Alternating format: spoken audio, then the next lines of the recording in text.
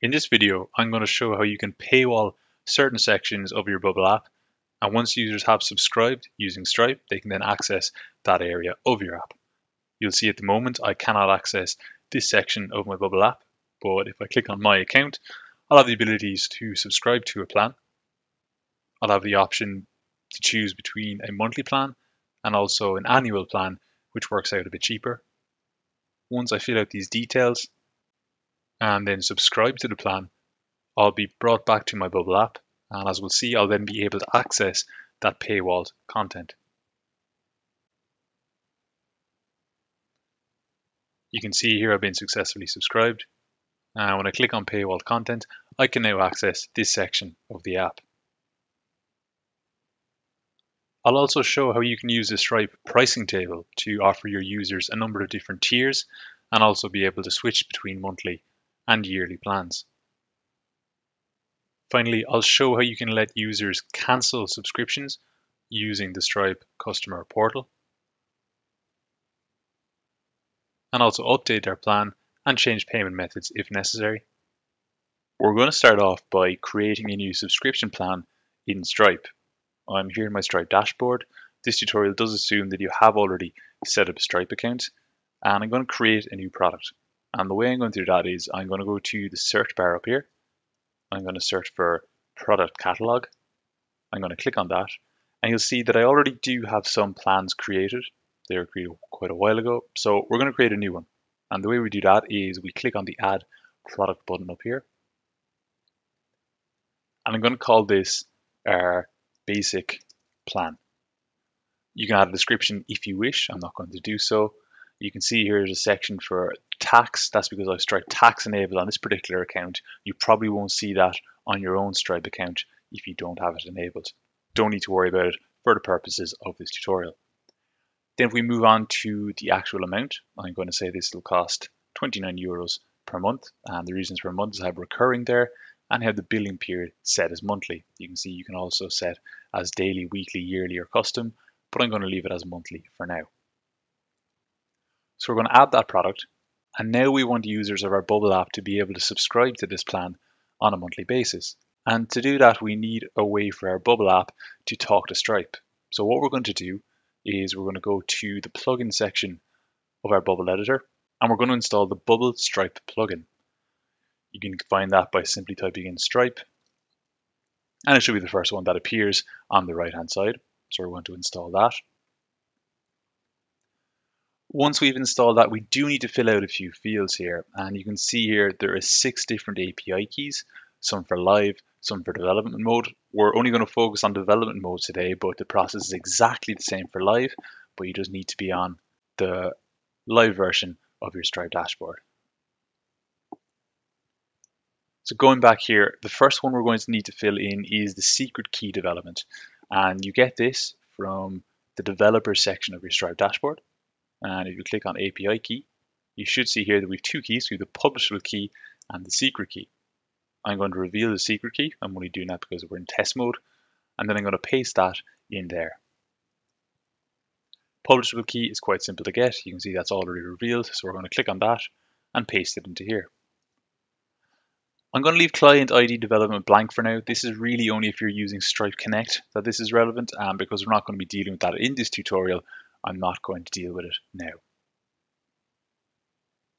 I'm going to upload an image for our Stripe checkout just so we can see something when customers are checking out.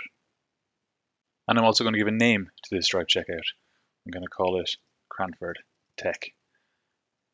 Sometimes this will be set to checkout V2 by default, the legacy one. I highly recommend you change this to checkout V3. Okay, so now that we've set up our Stripe plugin, we're going to subscribe a user to the plan that we just created. And it might be a good idea just to take a look at our Bubble application very quickly. I put together a quick demo app, and it's a really simple dashboard style app where there's 2 tabs. There's this paywalled content tab, and we're going to implement our paywall later on. And there's also this My Account tab. And this is where we're going to subscribe the user to a plan. So what I'm going to do is I'm going to go back to my Bubble editor. I'm going to find that My Account screen, which is actually a reusable element. So we'll click on that. We'll drop a button into our group there, and we'll just say subscribe. And we'll just change the color to make it match up with the rest of our app. And then what we're going to do is we're going to go back to this button and we're going to click Add a Workflow. And because we've installed the Bubble Stripe plugin, we have a bunch of different workflow actions that we previously didn't. And you can see here there's a whole list of them. And what I'm going to do is I'm going to say, if I just search for it, it might be easier, subscribe the user to a plan. And then I get this set of options here that we can fill out. The most important thing we're going to do is pick the plan name. Now, unfortunately, the dropdown here doesn't tell us the name of the plan. It just gives us the price ID. So if we go back to our dashboard and we take a look at our product catalog and the basic plan that we just created, we can see here that the price ID for the 29 euros per month, it ends in AZDH. So let's find that from our dropdown and let's take a look, and we can see there that that is the plan that we just created. So let's try this out as we have it at the moment. We're going to want to save down some data, but let's just show you how this looks. So what I'm going to do is I'm actually going to go back to the index page of my applications, which is a really simple sign up page. So let's put in some dummy data here. And we'll create an account and we'll be brought to our dashboard. And when we click on this My Account tab, we should now be able to subscribe to that plan we created. Okay, so you can see here we've been brought to a nice checkout page. We have the name of the plan, the price of the plan, and we can fill in our payment details here and then subscribe. So let's do that now. I'm going to use some dummy test card details. You can get these quite easily by just Googling Stripe test card details. Okay, I've put those details in, so I'm going to click on subscribe.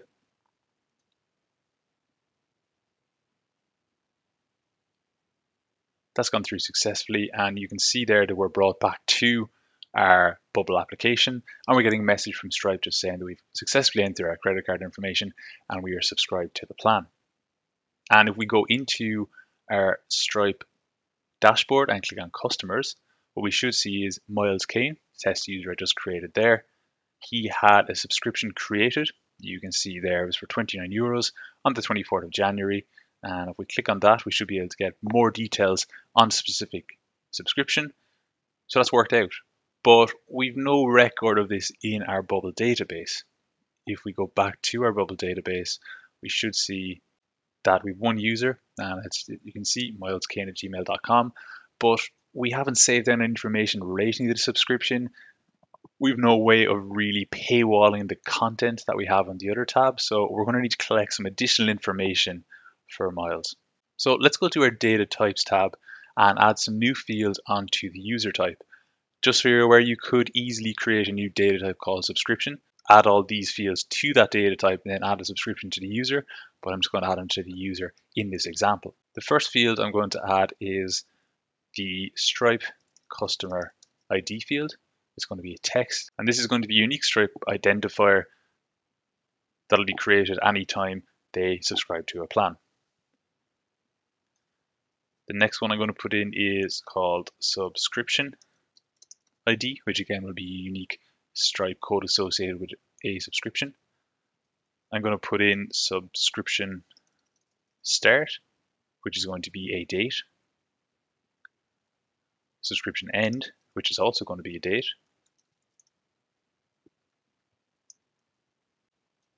I'm going to add frequency, which will indicate to us whether it's a monthly or an annual plan. It's going to be type text.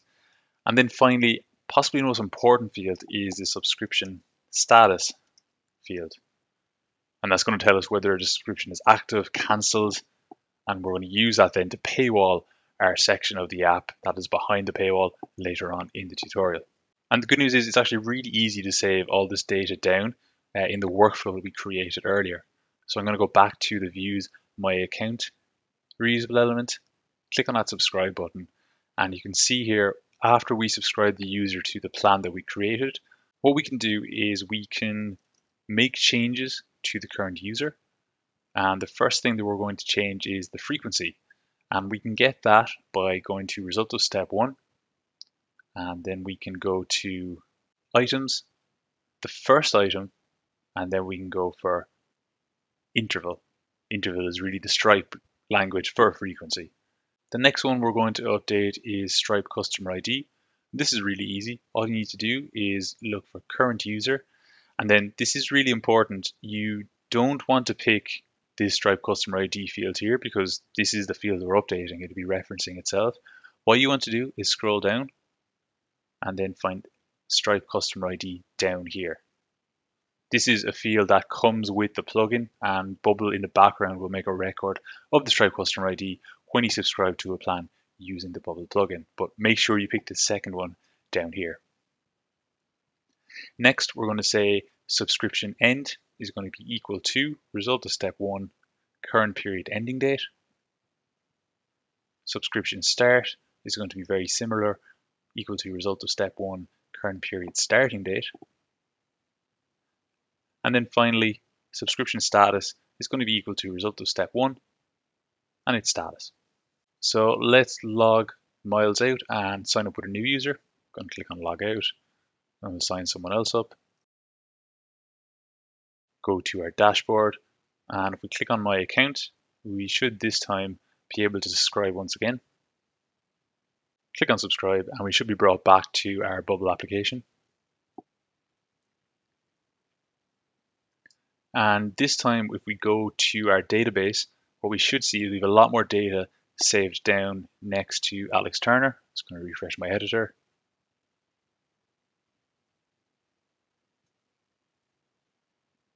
And you can see here we actually do have quite a bit of the data saved down. We forgot to save down a subscription ID. So let me just add that to the workflow very quickly.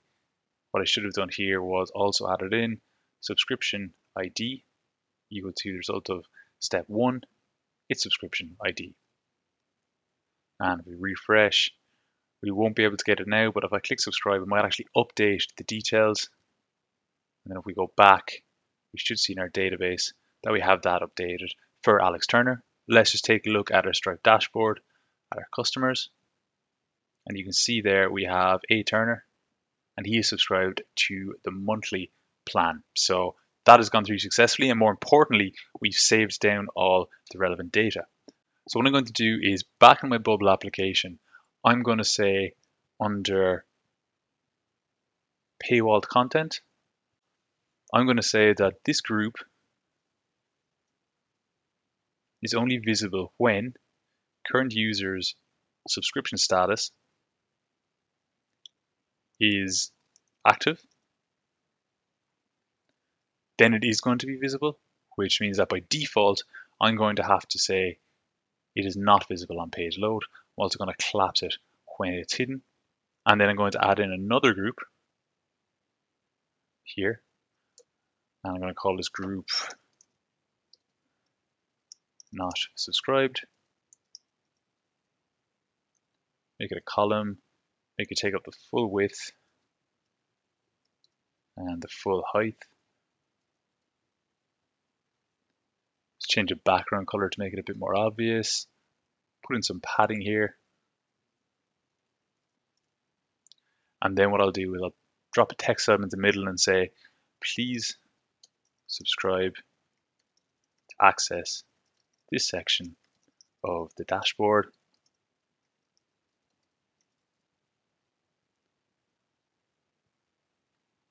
Again, we'll just format it a bit.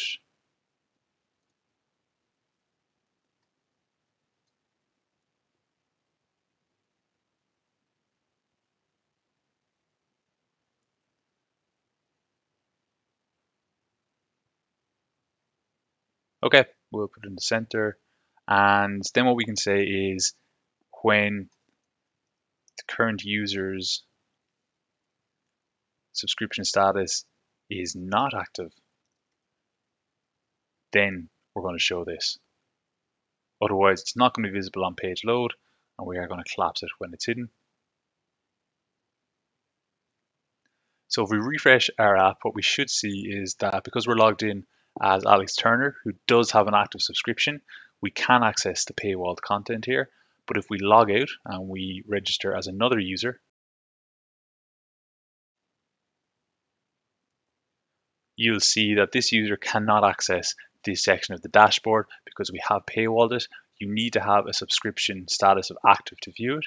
And if we look at our database, we'll see that our most recent user which is T-Swift, they do not have a subscription status that is active. Now, so far we've been subscribing users to monthly plans, but let's say we wanted to offer the opportunity to subscribe on an annual basis. Well, what we can do is if we go back to our Stripe dashboard and search again for our product catalog and take a look at that plan that we created. You can see it's priced at €29 per month. What we can do is we can add another price. And let's say we wanted to do in euros again, €290 per year. So a bit of a discount on an annual basis. We'll go to annual or yearly as it is here, create that price. And then if we want the user to have the opportunity to avail of this price, what we can do is we can click on that price and we can go to upsells and we can find the €290 a year price that we also created. So if we go back to our Bubble application and let's say we want to subscribe our user to an annual plan, you'll see here now on the Stripe checkout page that the default is the monthly one, €29 per month. But there's also the opportunity down here to save €58 with annual billing. And if we click on that, you can see here the total due goes up to 290. So let's subscribe the user to an annual plan this time. I'm going to fill out these details really quickly. Let's hit subscribe.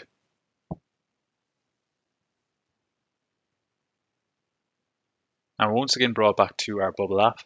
And if we take a look at our database this time, we should see this frequency rather than be month, it should be year. So let's take a look at that. And you can see that has indeed happened. We're pulling in all the relevant data, and this user should now be able to access the paywalled content, which they can. So up until now, we've been using the Bubble Stripe plugin to subscribe users to plans, which is working fine. But there is another way we can subscribe users and potentially a way you might want to implement into your own app. And this is by using Stripe pricing tables. And the way we access these is if we go back to our Stripe dashboard and we search up here for pricing tables. You can see it's showing up already. I've already created one or two, but I'm going to create a new one here. So we're going to click on create pricing table and we'll have to add in products. So the first product I'm going to add in is my basic plan, which I've created for €29 per month. You can see you can also add in another price here. So we'll come back to that in a minute. But what I'm going to do first is I'm going to add in another product. What I'm going to do is I'm going to add a new product. I'm going to call this growth plan. And we're going to say this one's going to cost €49 per month. So we'll add that. And then finally, we will add a premium plan. So again, we'll click on add new product, type that in premium plan, and we'll make this €99 per month.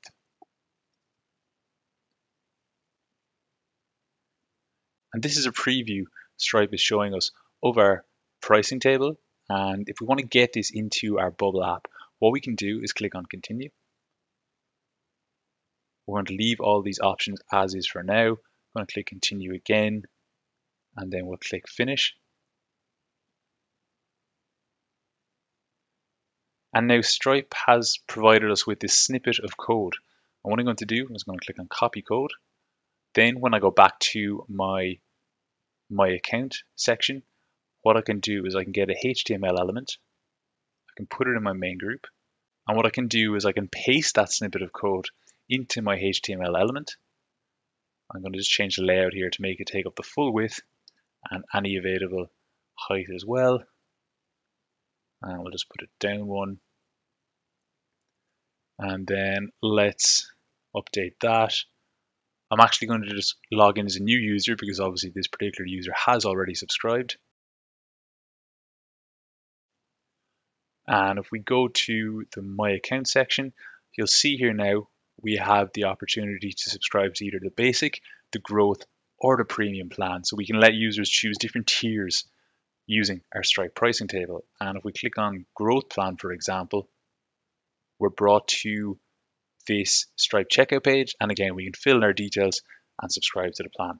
I'm not going to do that just yet because I actually want to build out our pricing table just a bit more. There's a couple of nice features we can do to make this look a bit better. The first thing I'm going to do is we just go to edit pricing table. I'm going to add another price to the basic plan. So in addition to 29 euros per month, I'm also going to add in 290 euros per year. And you can see here in the preview, we're getting the option to choose between monthly and yearly. So I'll do a similar thing for the growth in the premium plans.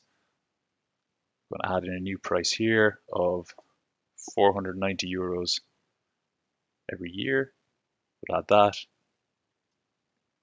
And similar for the premium plan, we'll add a new price and we'll say 990 euros per year.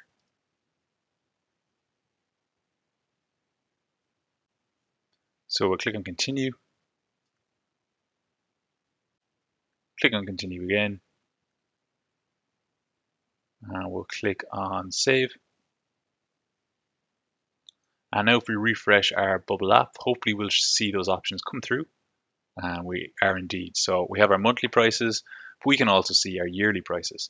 So what we can do is back in our Stripe dashboard, if we go to the pricing table that we just created, and if we click on edit pricing table, we do have the ability to highlight a specific plan if we want to draw the user's attention to it. And the way we can do this is if we scroll down to the bottom of this page and toggle on the highlight product button, you'll see there it's highlighting the growth plan by default, but we can change that to one of the others, and we can change as well the language around it. I'm going to go to recommended for now. One other thing we can do to make our pricing table look a bit better is just add in some list of features beneath each plan. So for example, for the basic plan, what I could do, I could add something to the feature list. I could say feature 1. And then for the growth plan, what I could do is I could add in feature 1 and also feature 2 and so on. I'm not going to spend too much time doing that now because hopefully you get the idea of how you can customize it to your own needs, but that's how you go about that. So let's click on continue. Continue again and just save that down. And then hopefully when we refresh our Bubble app, we should see that we're getting our growth plan highlighted. We have the option to toggle between monthly and yearly. And if we try and sign this user up for a growth plan, let's do that now. Click on subscribe. And it's going to put in these dummy details quickly. And let's subscribe that user to a plan. We are going to run into a bit of an issue here, as we'll see in a second. First of all, we're not being brought back to our Bubble application. Instead, we're getting this message here telling us thanks for subscribing. And if we do go back to our Bubble app, what we'll see in our database is that fmercury's details have not been updated, which makes sense. If you remember our workflow, when we were clicking on subscribe, we were making changes to the user based on the subscription, but there's no workflow associated with the Stripe pricing table. We're accessing it directly via the HTML code that we put in. Now, if we go to our Stripe dashboard, we should see that fmercury does indeed have a subscription. So you can see that he has been successfully subscribed. So we need to figure out a way to let Bubble know that fmercury has subscribed and to save down the relevant data. And the way we're going to do that is via webhooks. And it's actually a nice time to introduce webhooks because we're going to need them in a bit anyway when we're going through how to let users cancel plans. But webhooks are essentially a way of letting Stripe communicate to Bubble and update our Bubble database accordingly once an event has happened. To use webhooks, the first thing you're going to need to do is in your Stripe dashboard, go down to settings, go to API, and you're going to want to enable Workflow API and backend workflows. So make sure that box there is ticked. Once you do that, you're going to have the option under the dropdown at the top of your page to go to backend workflows. We're going to click here to add a backend workflow, and we're going to create a new API workflow. We're going to call this workflow checkout session event. I'm going to leave this ticked. I'm going to leave these next two boxes unticked. And then importantly, under parameter definition, I'm going to change this from manual definition to detect request data.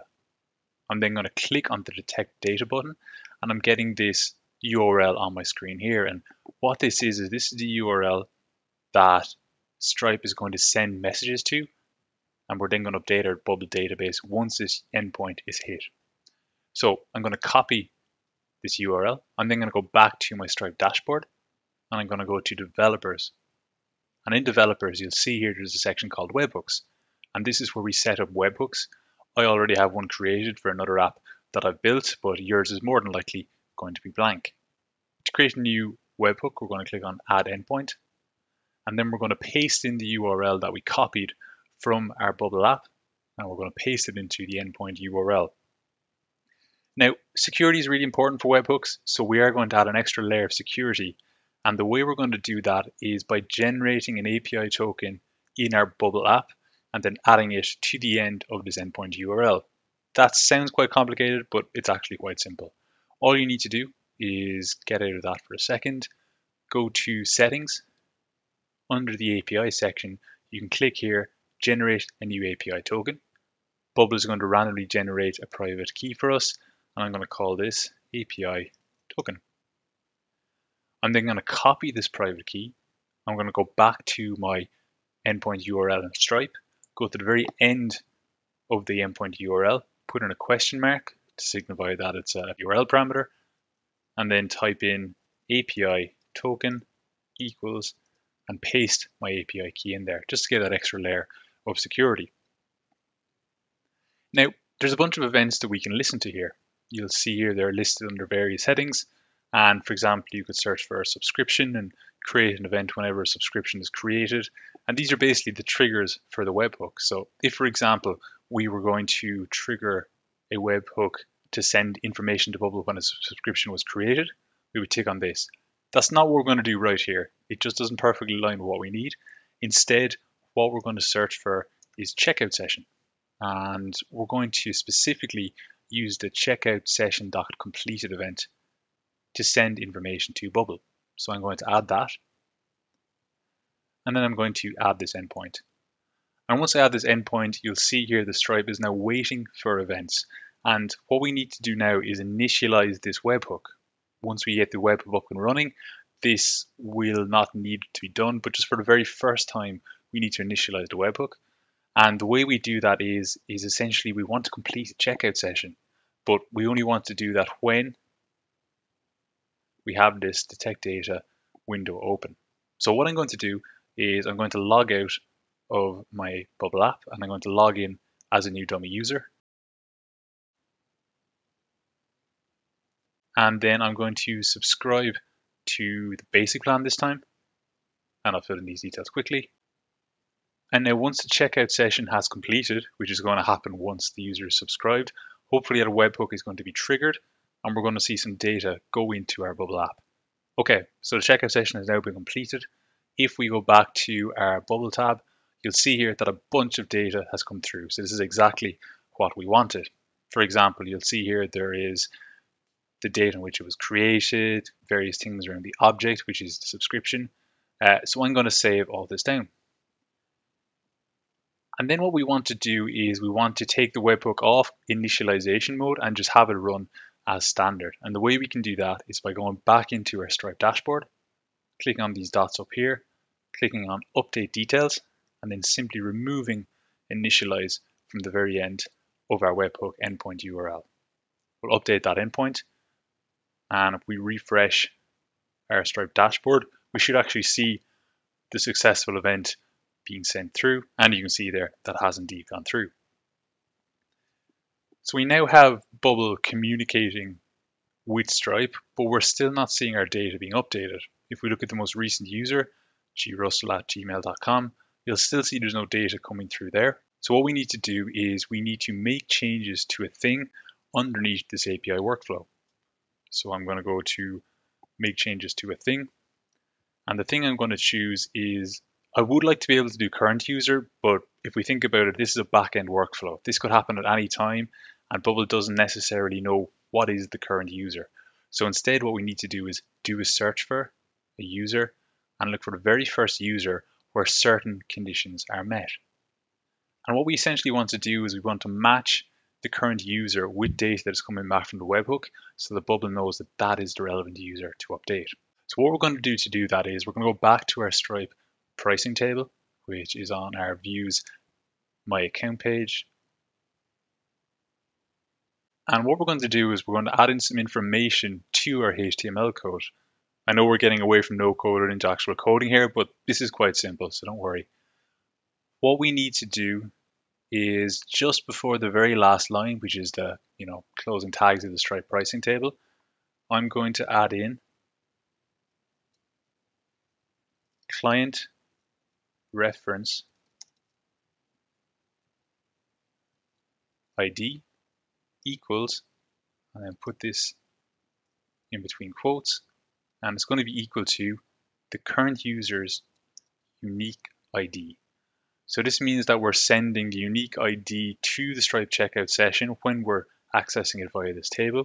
We can then use that reference ID to look up the user in our backend workflow. Let me show you how it's going to work. If we click on backend workflows, what we're going to do is we're going to change the first user where that user's unique ID is equal to request data's, and then if we scroll down, we should be able to get client reference ID. So again, we're matching the unique ID of our user with the client reference ID, which we have told Stripe is going to equal, and just to go over it again, we've told Stripe it is going to equal the current user's unique ID, client reference ID there.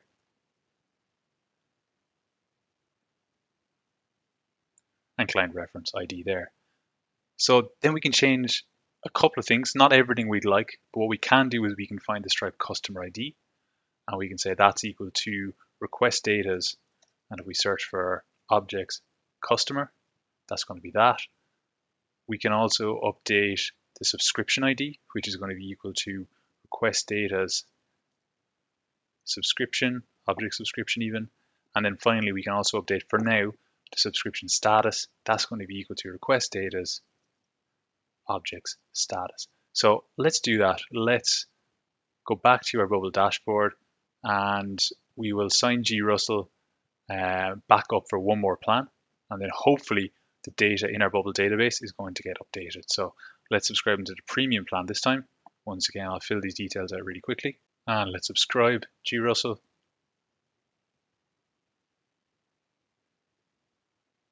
Hopefully now Stripe is sending a message to Bubble saying the checkout session has been completed.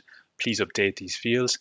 And if we look at our database and click refresh, we will see that the customer ID has come in, the subscription ID has come in, and the subscription status has come in. Now, you may note that subscription status there, it's complete, whereas the others were active. So this actually means that we were not using the right field in our backend workflow.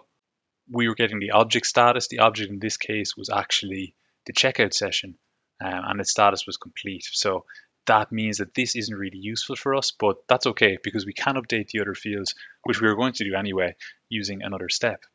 And to update the remaining fields that we need in our Bubble database, which is going to be subscription status, subscription start date, end date, and frequency, we're going to install another plugin.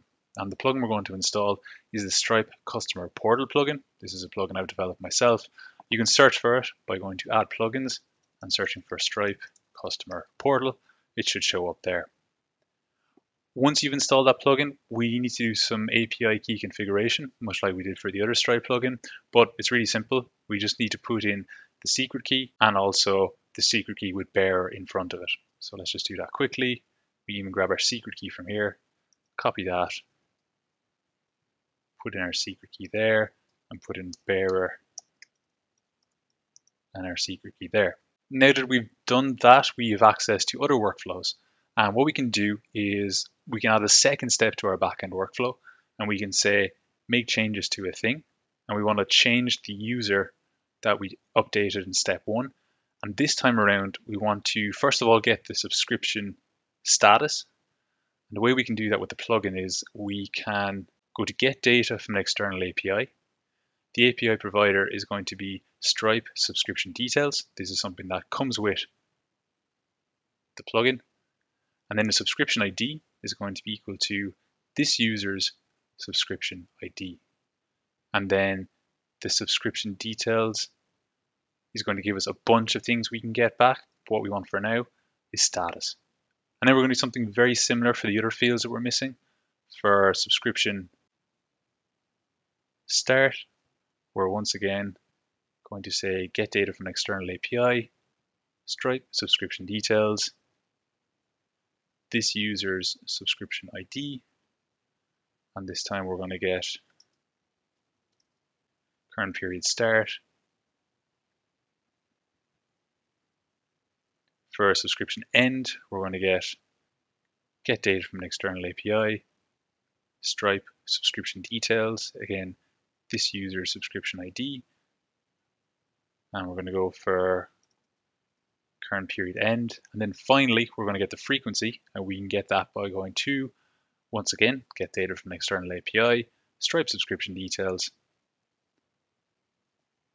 and then this user's subscription ID. And the very last thing is we go for plan interval. That will get us all the data we need. So I'm hoping now that when we get a user subscribing to a plan via the Stripe pricing table, we're going to see all the fields in our database be filled out. So let's log G Russell out, and we'll create one more user.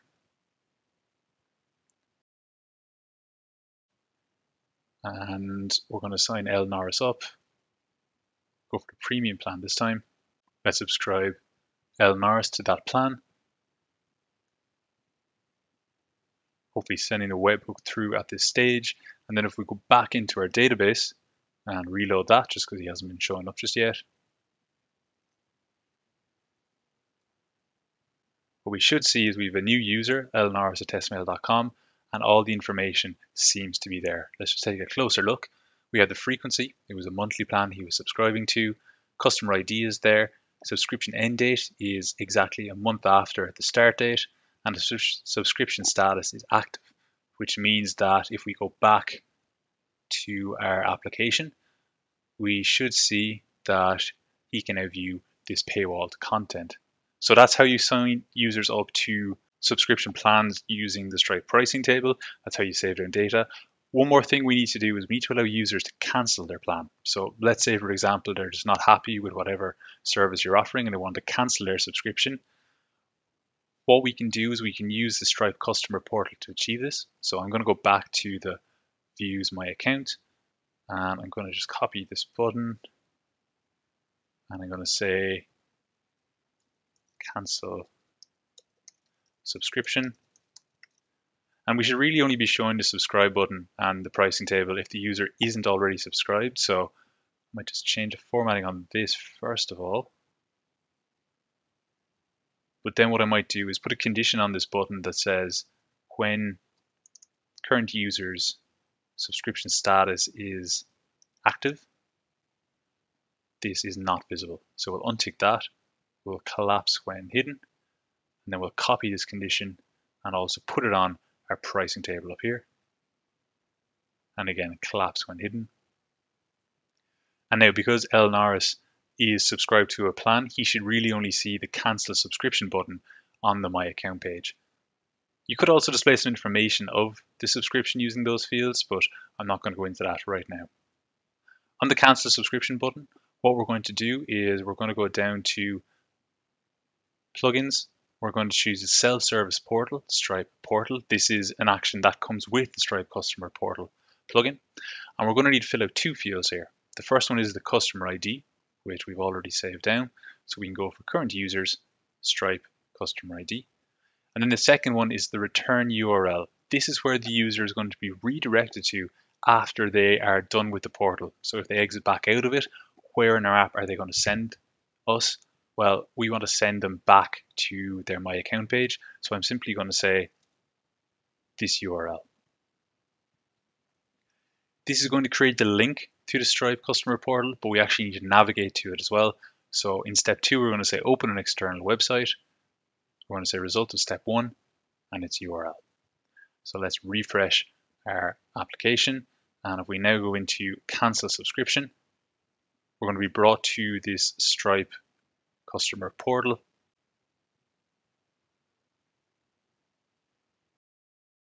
And we can do a couple of things here. So you may, instead of just saying cancel subscription on the button, maybe you want to say something like manage subscription. Well, really up to you. What you can do is you can view your invoice history. So you can see here, this is related to the €99 plan that L Norris previously subscribed to. You can add payment methods. You can delete payment methods if you have more than one. What we want to do is we want to cancel this plan. So I'm just going to go back to customers in our Stripe dashboard for a second and find L Norris. And you can see here that he is indeed active at the moment in terms of subscription status. And if I click cancel, we should see that change. So he's no longer subscribed, we've just cancelled his plan. And if we refresh our Stripe dashboard,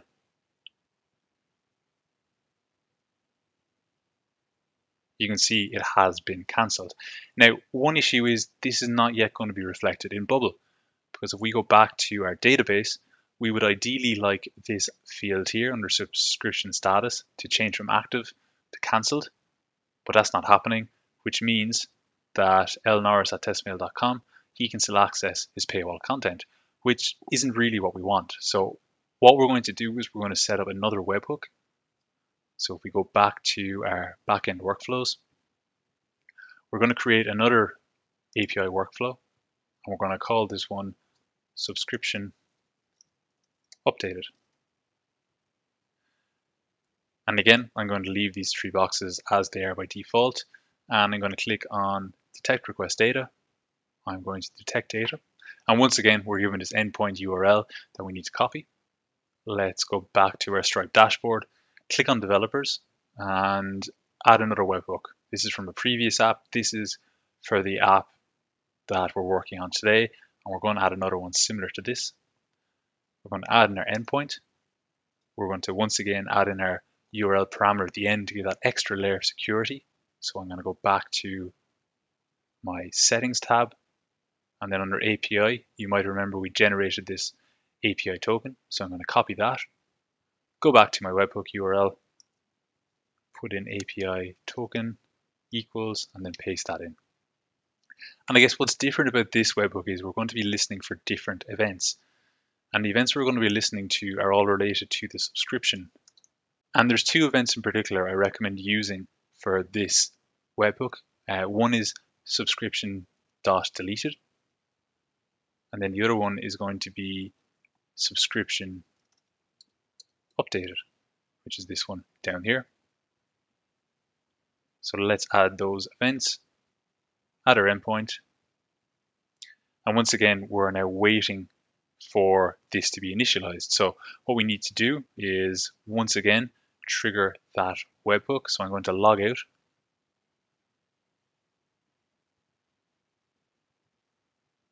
I'm going to sign in as a new user once more. We'll sign Alban up for a subscription really quickly. Subscribe him to that plan. Go back to our Bubble app, and under my account, I'm going to cancel his subscription. And before I actually click cancel here, I need to open up that detect data window there. So that's now open. So hopefully when I click on cancel plan here, we're going to see data feedback in to Bubble. So we'll click cancel plan. That's canceling, and hopefully we're going to see data as we are here. Now, one really specific thing to note with this particular API workflow is that the data coming back for one or two of the fields isn't by default set to the right type. And the ones I'm talking about specifically are object, current period end, and current period start. You can see there they're coming in as numbers. What you want to do is change them to date Unix. Just makes things easier when you're saving that down to your database. And then what we want to do, much like we did last time, is we want to edit our webhook to remove the initialize.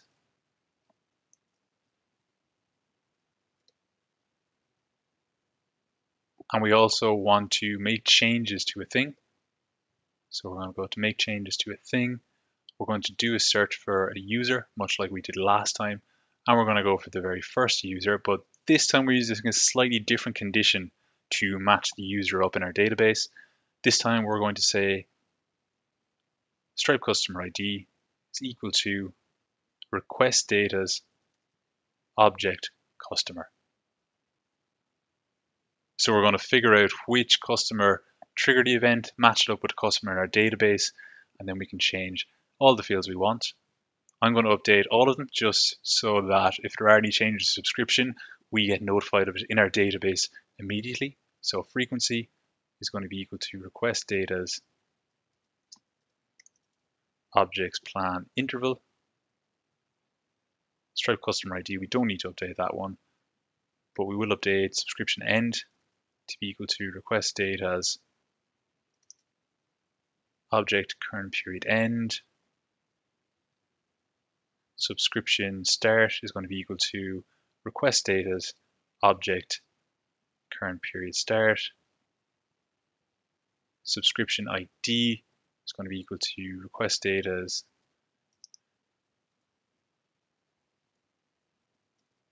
object ID.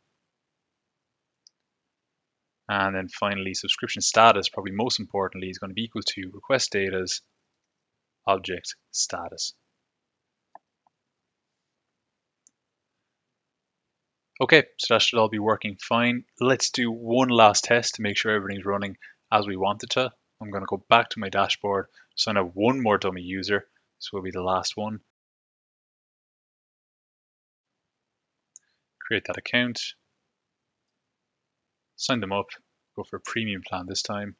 Subscribe Michael Scott at testmail.com to a plan.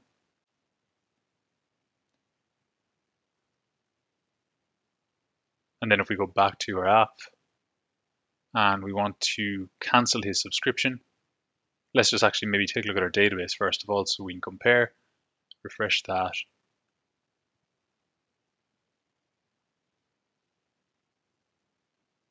Okay, we can see Michael Scott at testmail.com, active subscription status.